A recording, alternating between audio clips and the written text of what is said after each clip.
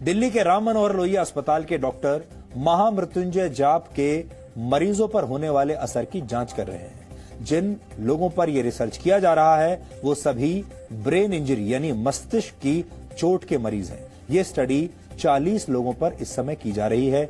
इन 40 लोगों को 20-20 के 2 समूहों में बांटा गया है। इसमें से एक समूह को महामृत्युंजय मंत्र सुनाया गया, जबकि दूसरे समूह को यह मंत्र नहीं सुनाया गया।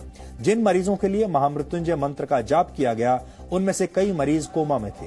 हालांकि इस रिसर्च का तरीका थोड़ा अलग है, क्योंकि मंत्र पढ़ने का काम अस्पताल में नहीं, बल्कि अस्पताल से 13 किलोमीटर दूर संस्कृत विद्यापीठ में किया जा रहा है। इसे समझाने के लिए हम आपको अस्पताल की कुछ तस्वीरें आज दिखाएंगे। ये उन मरीजों की तस्वीरें हैं जिन पर राम मनोहर लोहिया अस्पताल में रिसर्च की जा रही है। सही तरीके से मंत्रों का पाठ करने के लिए इस अस्पताल के डॉक्टरों ने दिल्ली के संस्कृत विद्यापीठ से संपर्क किया। इसके बाद वहां के पंडितों ने मरीजों को उनके परिवार वालों की मौजूदगी में महामृत्युंजय मंत्र का संकल्प करवाया।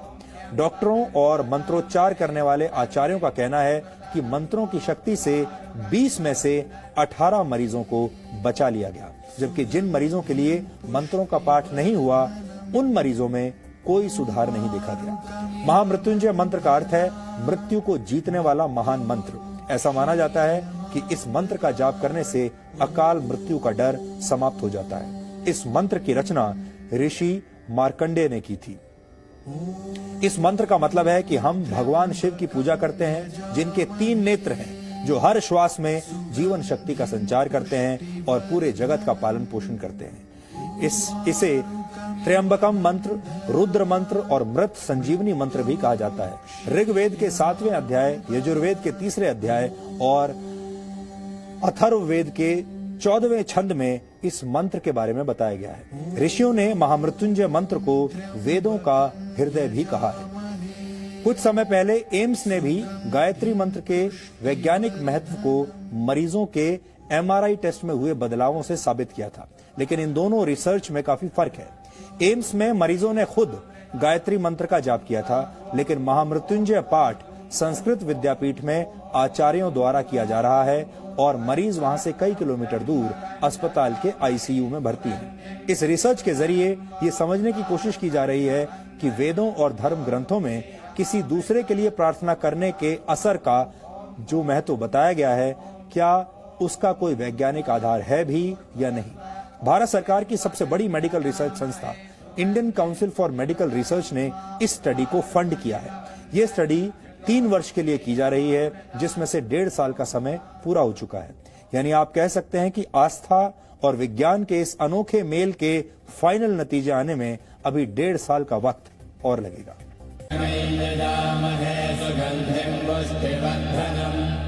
स्वर विज्ञान के हिसाब से माना जाता है कि महामृत्युंजय मंत्र के अक्षरों का स्वर के साथ उच्चारण किया जाए तो शरीर में वाइब्रेशन होता है।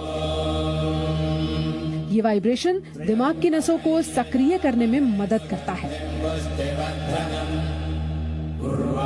हालांकि यहाँ ध्यान देने वाली बात यह है कि इस प्रयोग में मरीज खुद मंत्र नहीं पढ़ रहा है, बल्कि उसके लिए पंडित एक तरह से अनुष्ठान कर रहे हैं। यानी इस रिसर्च का आधार पूरी तरह से आस्था के विज्ञान पर टिका है। दुनिया भर में ये अपनी तरह की पहली रिसर्च कही जा सकती है। इसीलिए इस रिसर्च के तरीकों को लेकर जितने सवाल हैं, उतना ही इंतजार रिसर्च के फाइनल नतीजों का किया जा रहा है।